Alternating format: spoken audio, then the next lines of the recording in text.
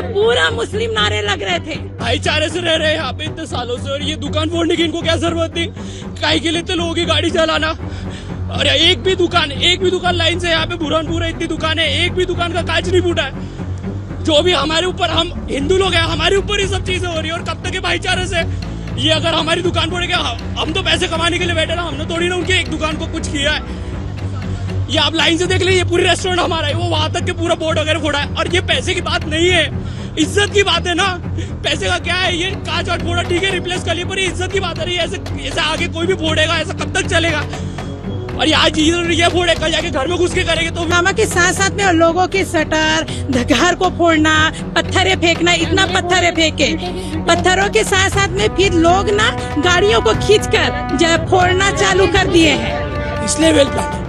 ये रास्तों में सालों से हिंदू मुस्लिम भाइयों की गाड़ियां एक साथ पार्क होती है, कल एक समाज की गाड़ी पार्क ही नहीं हुई। नमस्कार दोस्तों, तर्कवाद की एक और नई वीडियो में आप सभी का बहुत बहुत स्वागत है। आज की वीडियो के अंदर अपन बात करने वाले हैं एक ऐसे मुद्दे की जो ना तो पहले कभी सुधरा था, ना आज सुधरा है, और ना ही अब शायद ऐसा लगता है कि वो भविष्य के अंदर कभी सुधरेगा।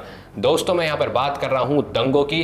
वो दंगे जो धार्मिक मुद्दों पर लड़े जाते हैं, हो जाते हैं हमारे देश के अंदर, अलग अलग राज्यों के अंदर आग लगाई जाती है, धार्मिक स्थलों को नुकसान पहुंचाया जाता है, कुछ खास धर्म के लोगों के कुछ खास चीज़ों को ही नुकसान पहुंचाया जाता है, और सबसे पहले इसकी चिंगारी कहीं ना कहीं से लग जाती है। इन सब चीज़ों के बारे में बात करेंगे, लेकिन उससे पहले आप इस चैनल को सब्सक्राइब कर लीजिए दोस्तों।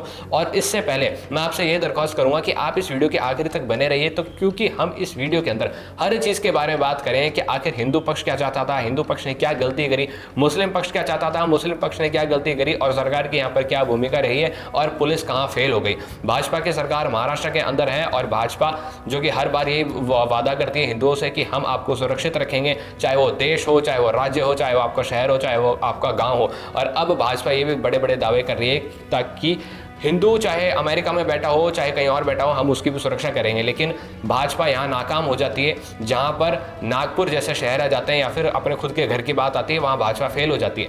बताया जा रहा है जब ये दंगे हुए तब उस रात को दंगे से जो जनता परेशान हो रही थी, उस जनता ने पुलिस को फ़ोन करा, और पुलिस यहाँ पर आधे घंटे लेट पहुँची। इस नागपुर के जो एमएलए हैं, भाजपा के ही एमएलए जिनका नाम है प्रवीण डटके, इनका खुद का कहना है कि पुलिस यहाँ पर आधे घंटे लेट पहुंची है। पुलिस को बार बार कॉल लगाया गया, लेकिन पुलिस यहाँ पर नहीं आई है। इसी के साथ ही इनका ये भी कहना था कि ये जो दंगे थे ये बड़े ही सुनियोजित तरीके से रचे गए थे, और यहाँ पर पूरी प्लानिंग के साथ साथ में दंगे हुए। लेकिन अब मैं आपको थोड़ा स्टार्टिंग में लेकर आ जाता हूँ दोस्तों। बात है छावा पिक्चर की। छावा पिक्चर रिलीज होती है, और छावा पिक्चर रिलीज होने के बाद आपने भी देखी थी, मैं और हमारे एडिटर इन चीफ विनम्र कुलवाल, हम पूरी टीम छावा पिक्चर देखने गए थे। और इस पिक्चर के अंदर अच्छे से पूरी चीज दिखाई गई कि किस तरीके से औरंगजेब एक अत्याचारी था, और औरंगजेब ने किस तरीके से संभाजी महाराज को अत्याचार कर कर कर 40 दिन तक बंधक बना बनाकर उनको मारा था।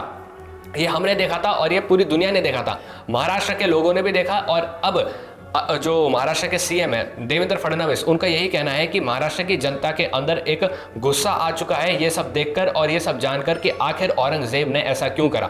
अब दोस्तों, गुस्सा सभी को आता है, गुस्सा हम जयपुर में बैठे थे हमको भी आया, लेकिन महाराष्ट्र के अंदर कुछ बजरंग दल के लोग थे जिनको इतना गुस्सा आया कि उन्होंने कुछ वक्त पहले, ये आपको मैं बात बता रहा हूँ, मंडे के आसपास की बात बता रहा हूँ, यानी कि दंगे जो था उसकी शाम को, दोपहर का उस समय की बात बता रहा हूँ। उस समय लोगों ने औरंगजेब की कब्र को उखाड़ फेंकने की बात करी, और औरंगजेब की कब्र का वो हाल करने की बात कही जो उन्होंने कहा कि हम बाबरी मस्जिद का कर सकते थे।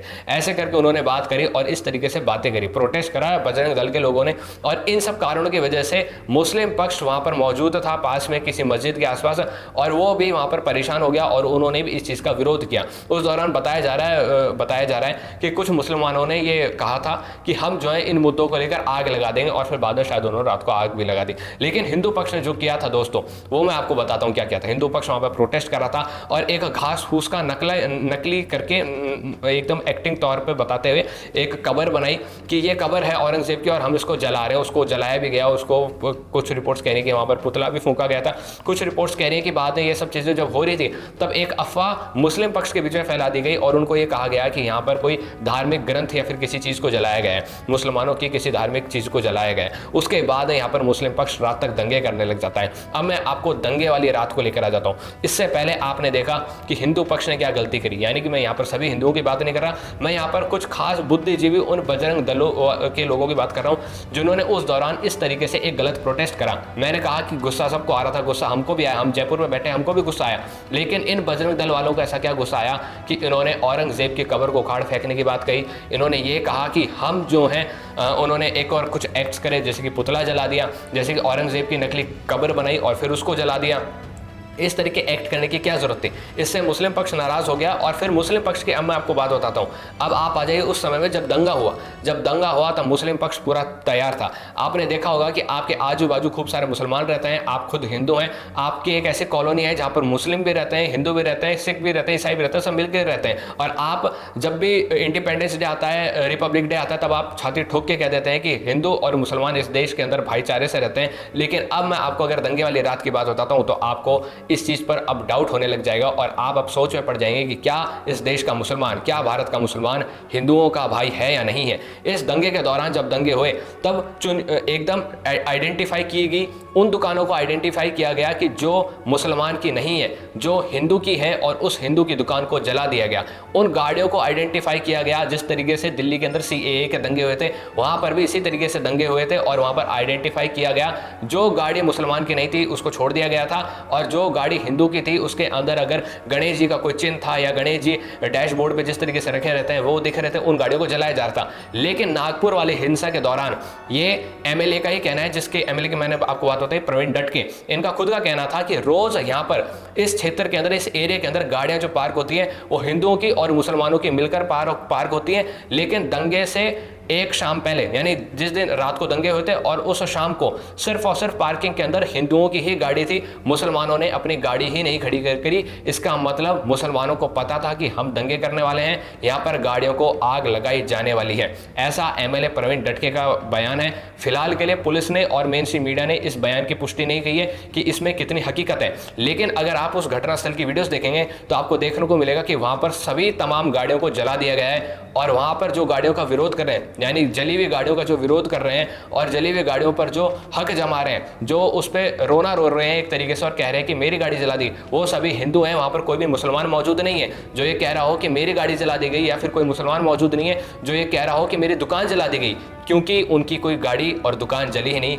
गाड़ियां और दुकानें सिर्फ और सिर्फ हिंदुओं की जली हैं। तो आपने देखा कि किस तरीके से मुसलमानों ने भी यहाँ पर एक प्रिपरेशन करी, इससे पहले हिंदुओं ने प्रिपरेशन कर ली। और यहाँ पर अगर मैं ये कहूँ कि सभी मुसलमान ऐसे हैं या सभी हिंदू ऐसे हैं, तो ये शायद कहना फिलहाल के लिए गलत होगा, क्योंकि इसके अंदर कहीं ना कहीं इस पूरे सिनेरियो को देखें तो कहीं ना कहीं किसी न किसी की मिलीभगत देखने को मिल रही है, किसी ना किसी की गलती देखने को मिल रही है। लेकिन हिंदुओं को समझना ये चाहिए कि अगर ये जो मुद्दा है, औरंगजेब वाला मुद्दा है, ये 300 साढ़े 300 साल से भी पुराना मुद्दा है और इस मुद्दे को इस वक्त उजागर करने से क्या होगा, इस वक्त इस मुद्दे को उजागर करने से किसका फायदा होगा?